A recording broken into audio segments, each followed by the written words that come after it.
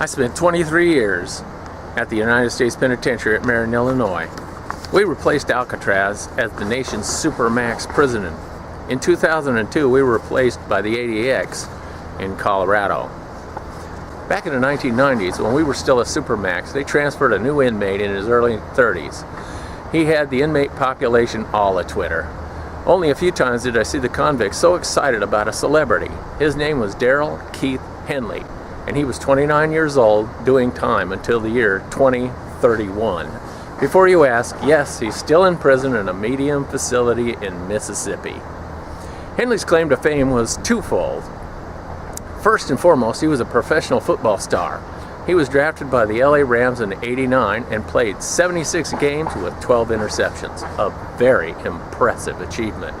He made bucketfuls of money, had women throwing themselves at him. Fame and fortune was his. He was not the stereotype muscle-headed moron football player. He had done better than the average when he attended UCLA. He had none of the usual excuses for going to prison. What didn't get him sent to Marion was not that he used his celebrity status to seduce the teen daughter of a former police officer into trafficking cocaine. Nobody would have cared that another teenage cheerleader was stupid enough to try to get on a plane with 25 pounds of cocaine. Drop-dead pretty girls do stupid things and go to prison every day because a handsome, powerful man asked them to. No, that's not what got him a ticket to my cell house. What made him a cell block hero and bought him a first-class ticket to a maximum security cell was trying to kill a federal judge. The judicial system takes a very dim view of anybody who tries to kill one of them. So, for two reasons, Henley was treated by the thugs just about the same way they treated John Gotti, the mafia don. Perhaps even better. I saw some of our artistic convicts painting pictures of Henley on a football field. He was portrayed in heroic poses. I don't recall anybody painting any other inmate. The black inmates, who were also serving long sentences for drug trafficking, used Henley as a poster child of unfair sentencing. They did have a point. If Henley would have tried to kill the witness against him, I believe he would have had a much shorter sentence. The actual murder of a prison guard or police officer normally receives a lighter sentence than the attempted murder of a federal judge. The actor Woody Harrelson's father died in prison for just such an offense. The last guy convicted of killing a federal prison guard received a sentence that didn't add a single hour to his time. Henley was a model prisoner while at Marion.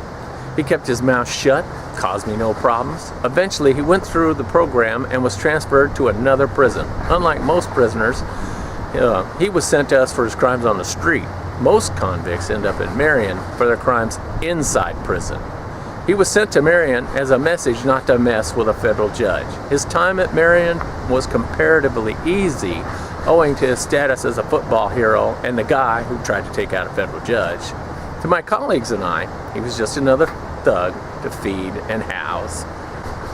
Child molesters, cop killers, drug lords, mafia dons, not a single one of them was a hero in our eyes. I personally have no respect for those who take advantage of the weak or stupid.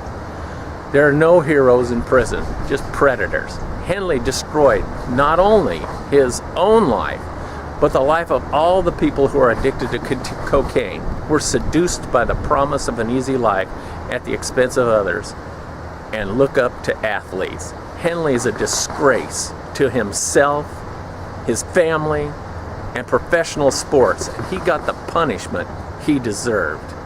Now don't be an ass. Hit the like button down there, will you?